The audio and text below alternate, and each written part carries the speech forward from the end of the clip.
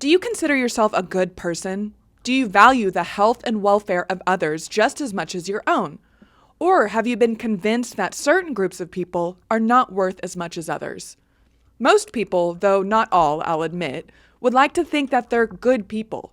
So why is the far right in the United States actively calling empathy a widely accepted characteristic of a good person, a sin, or a weakness? I wanted to talk about this in response to The Guardian's recent article called "Loathe Thy Neighbor: Elon Musk and the Christian Right Are Waging War on Empathy." The article explores a rising anti-empathy sentiment among influential leaders on the American political right, notably Elon Musk, who, on the Joe Rogan podcast, said the fundamental weakness of Western civilization is empathy. Musk's view here aligns with Gad Saad, a professor who frames progressive compassion as biologically harmful, likening it to a parasite hijacking the brain. We've also got people like Joe Rigney, a theology professor, writing entire books about how empathy is a sin, a feminine toxin that must be suppressed to preserve biblical truth. Evangelical podcasters are calling empathy satanic. And this isn't just talk. These ideas are being used to justify real policies that deport legal immigrants, criminalize trans people, and destroy social safety nets, all in the name of tough love. Historically central to morality and human rights, empathy is now framed as a dangerous weakness allowing opponents to manipulate and damage society. This highlights an ideological shift that's being used as a tactic, creating permission to justify violence, cruelty, and exclusion. The reality is, anti-empathy rhetoric paves the way for authoritarianism and fascist tendencies. Ultimately, the article in The Guardian argues that empathy remains an essential human tool, vital for resisting dehumanization and violence, asserting it's precisely what society will need to counter the growing culture of authoritarian impulses. And that's what I want to explore further. What we're seeing is a coordinated ideological campaign to strip empathy from public life, to turn it into a dirty word. And that should terrify us, because the moment you convince people that empathy is weakness, you can justify cruelty. You can build systems that crush the vulnerable without flinching. You can tell yourself you're saving the nation while you're tearing it apart. Sounds similar to Donald Trump, doesn't it? But here's the thing. Empathy isn't weakness. Empathy is a necessary strategy in the fight against fascism. Empathy isn't about being soft or a doormat. It's about being human.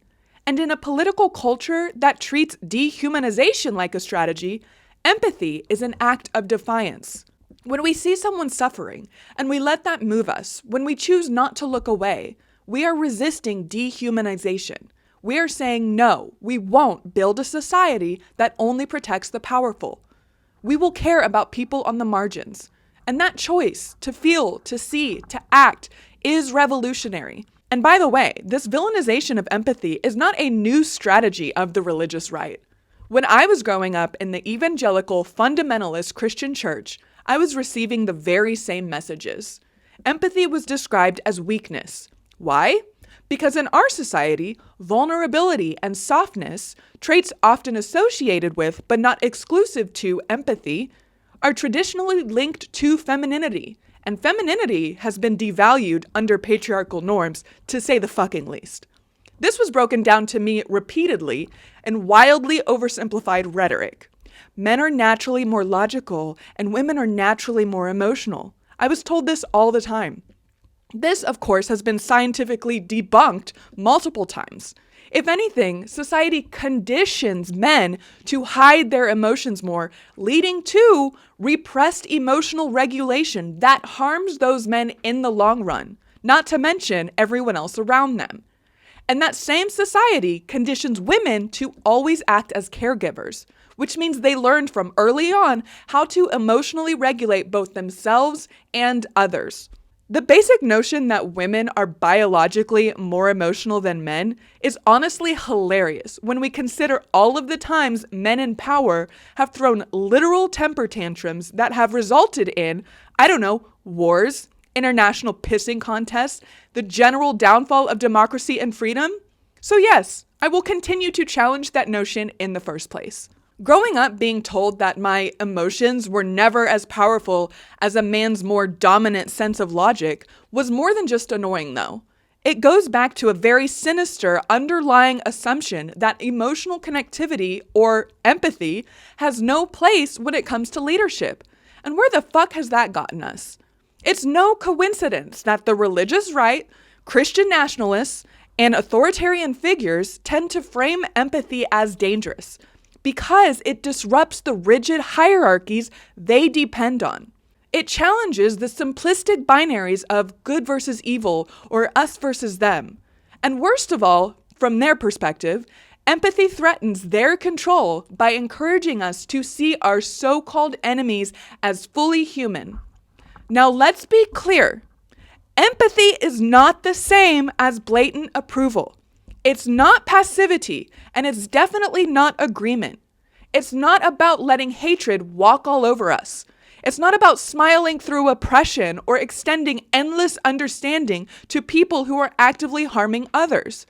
Empathy means understanding another person's experience and emotional reality. That's it. It is a tool that helps us understand why someone believes something without condoning it or saying it's okay. Let's look at Trump or MAGA supporters, for example. Empathy doesn't mean tolerating racism, sexism, or any form of hate. It means asking what led them here. What economic fears, cultural anxieties, or psychological pressures made them vulnerable to this bullshit ideology? It doesn't justify any of their behavior, no. But if we don't address those root causes, how can we stop them from repeating?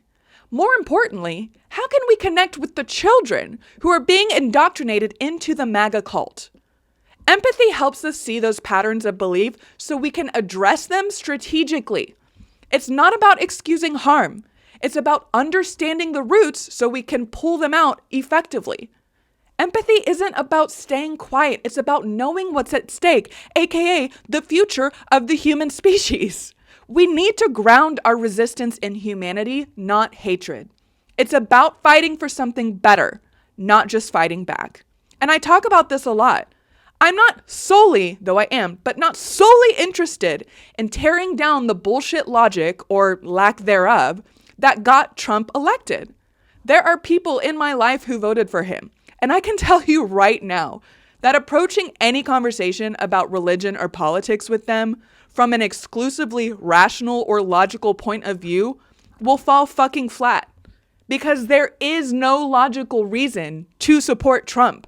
The only reason one might do so is because of AI-generated schlop on Facebook that paints him as a savior figure to the religious believers who, as I talk about a lot, have been conditioned their entire lives to worship someone else who promises to save them from the big, bad modern world. Again, a logic-first approach is not working here. And this is where balance comes in. Empathy without logic is naive. But logic without empathy is cold and ineffective. You need both. Empathy helps you see the emotional terrain, what's driving people's fears and beliefs. Logic helps you analyze the structures behind those beliefs and propose real systemic solutions. Let's say someone is deeply entrenched in MAGA bullshit, ideology. An empathetic lens might show you that they're scared. Scared of being left behind economically, scared of losing their place in the world. That's useful information. It does not justify any of their bigotry, but it is useful information. Logic then allows you to meet that fear with tangible solutions. Universal health care, workers' rights, better education, economic justice. You can understand why someone is hateful and still stand up and say that hate will not pass here. That's how real change happens, by combining heart and strategy. None of this has to do with excusing their vote for Trump. None of this is about allowing bigotry. I just want to reiterate that empathy is not just useful, though. It's essential. Our mission here is human liberation. Empathy helps us get there.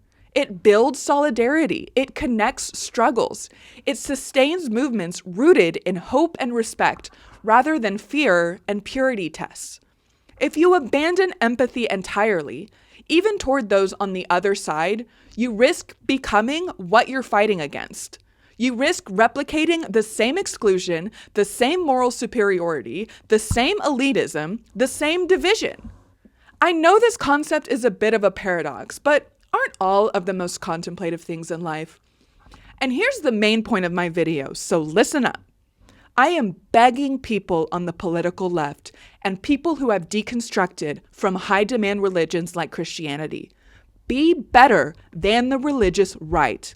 Do not villainize empathy. Recognize the importance of banding together to fight in the real conflict, which is a class war against the theocratic oligarchy in power. We need to remember what class consciousness is. We need to remember that the ruling elites are actively manufacturing a culture war between the religious right and the non-believers. They want us to avoid having empathy for each other. They want us to villainize each other. Wake up! Stop playing into that. The ruling elite benefit enormously from keeping working class people divided along cultural, religious, and ideological lines. By constantly amplifying polarizing social issues like gender, sexuality, religion, and immigration, they achieve two key objectives. First, they prevent class unity. As long as working class conservatives and working class progressives see each other as the enemy, they won't unite to challenge the economic systems exploiting them both. Second, the ruling elite will preserve their own power and wealth. While people are locked in cultural battles, they're too distracted to collectively address the real crises: poverty wages, corporate monopolies, unaffordable healthcare, and systemic inequality, all of which directly benefit those at the top, and all of which we are collectively angry at on both sides of the political spectrum. The key insight here is that the ruling class has no real interest in resolving these cultural disputes, so it's up to us. In fact, they intentionally inflame them because unresolved cultural tension keeps people from forming the kind of solidarity that could actually threaten elite power. Historically, divide and conquer has been one of the ruling class's most effective tools. During the Red Scare, leftists were painted as dangerous enemies, a tactic that successfully prevented working class Americans from uniting across ideological lines. In the 1980s, the rise of the moral majority and its alliance with evangelicals encouraged conservative Christians to see social progress as a threat to traditional values, all while economic inequality quietly ballooned in the background. The common thread through all of this is clear. The wealthy maintain control by turning oppressed and working class groups against each other. And today, this strategy continues, refined and amplified by modern media conglomerates. Political elites and corporate-owned news channels stoke fear, outrage, resentment. This is no accident. It is a deliberate method of control. Right-wing media platforms like Fox News and conservative radio depict liberals, LGBTQ+ people, immigrants, and other activists as existential threats to conservative religious values. At the same time, centrist and neoliberal elites portray Trump voters as irredeemable deplorables, sidestepping the economic grievances that often fuel their anger. I am begging you to be aware of that. This mutual demonization by both sides' elites reinforces division and preserves the status quo. We have got to do better. I am begging you to resist the tendency to blindly hate anyone in the working class. Save that for the motherfucking billionaires. Now, do Trump voters need to take accountability for voting in their beloved demagogue? Yes. Do we need to work hand in hand with every single MAGA supporter? No. But we also need to be open to those who are willing to work with us in both the short term and the long term. But hold on, I get it. It is totally valid that many radicals are wary of efforts to build bridges with right-wing Christians. I feel you.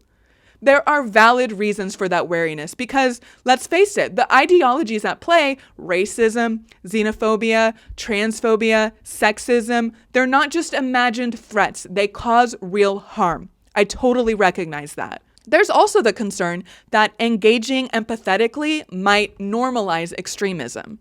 And for many marginalized people, the emotional toll of constantly being asked to empathize with those who threaten their existence is too high. And look, some people are not prepared to deal with MAGA supporters at all. Some people who have deconstructed from high-demand religion like evangelical Christianity, they're still too traumatized to deal with the religious right. I get that. It took me a long time to be able to approach this conversation with anything but absolute rage. And I'm still angry. Let me be crystal fucking clear. No one owes MAGA supporters anything, especially those who have been marginalized by the religious right. No one needs to sacrifice their mental health if they're not in a position to fight back.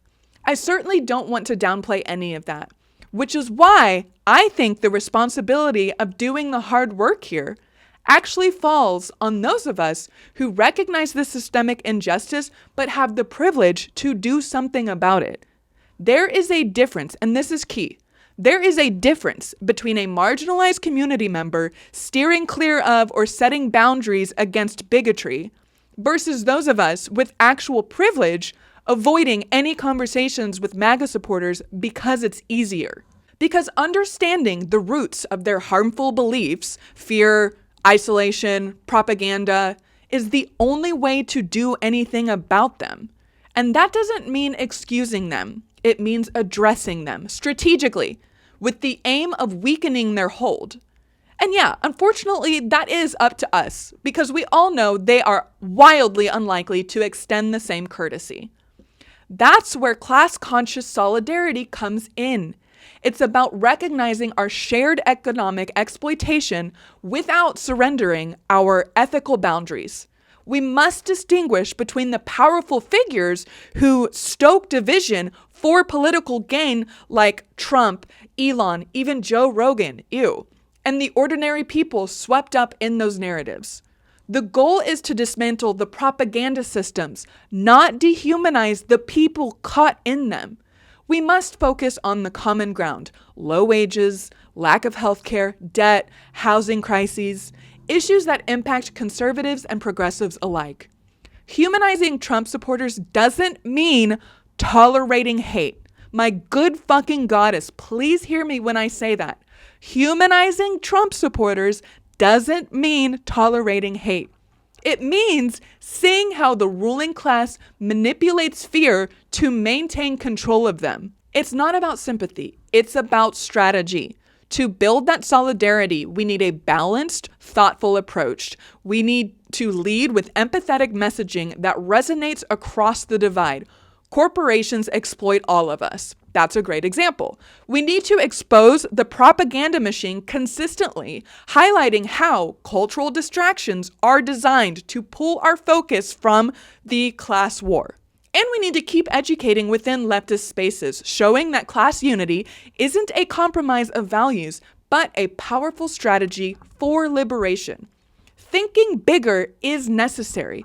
White supremacy, patriarchy, and capitalist exploitation won't fall down thanks to isolated echo chambers or ideological purity tests. They fall when coalitions are strong, broad, and united around material change. History shows this, whether through labor movements, civil rights coalitions, or anti-war protests. Real progress has always involved unlikely alliances. Alliances between Christians and atheists included. That's what it means to want a secular society. Nothing terrifies the ruling class more than that kind of unity. The culture war is a distraction. Recognizing that is radical. Extending empathy to those who've been misled without excusing harm is one of the most strategic moves we can make. It's not about accepting bigotry. It's about dismantling its roots and building a movement powerful enough to confront the systems that depend on our division. So yes, be aggressive when it's needed. Shut down fascist rhetoric. Challenge hate speech. Protect your people.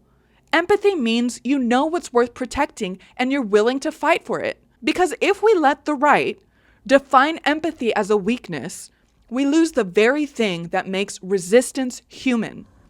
In the end, empathy is powerful precisely because oppressive systems thrive on division, on othering, on dehumanization. Empathy says, no, we see each other, we honor each other, we resist together. Empathy is not weakness. Empathy is resistance.